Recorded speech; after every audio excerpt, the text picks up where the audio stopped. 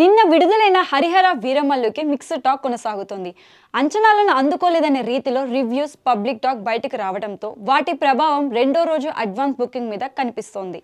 Success మీట్లో పవన్ కళ్యాణ్, దర్శకుడు Jyothi Krishna block buster అనే ధీమా చూపించారు.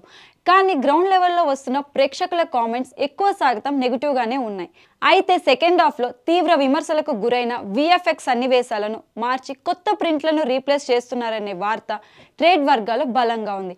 అసలు దీని వెనుక బ్యాక్ స్టోరీ ఏంటో చూద్దాం. హరిహర వీరమల్లుకి జూలై 24 విడుదల తేదీ ప్రకటించగా విఎఫ్ఎక్స్ కంపెనీల నుంచి రావాల్సిన కొత్త వర్షన్ ఆలస్యమైందట.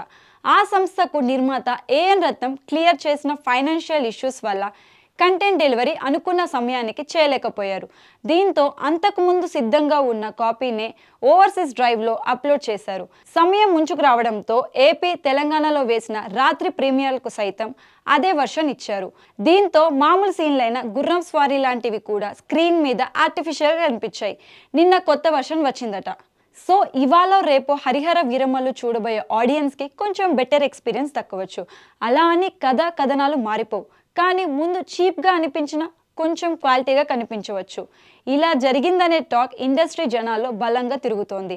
అయితే ఒక్కసారిగా ఈ మార్పులు వీరమల్లుని పాజిటివ్గా మారుస్తాయా అంటే చెప్పడం కష్టం. ఎందుకంటే ఇప్పటికే టాక్ జనాల్లోకి వెళ్ళిపోయింది. ఫ్యాన్స్, మూవీ లవర్స్ వెళ్తున్నారు, కానీ అసలైన కామన్ ఆడియన్స్ గురించి అనుమానాలు తలెత్తుతున్నాయి. అఫీషియల్ నెంబర్ ఇంకా రాలేదు, కానీ ఇన్సైడ్ న్యూస్ ప్రకారంగా మొదటి రోజు 75 కోట్లు దాకా వసూలు అయ్యుండొచ్చని ఒక అంచనా. పార్ట్ 2 తీయాలన్నా, దాని నిర్మాత ఏఎం రత్నంకు బడ్జెట్ కావాలన్నా ఇప్పటి మొదటి భాగం బ్లాక్ బస్టర్ కావడం చాలా అవసరం.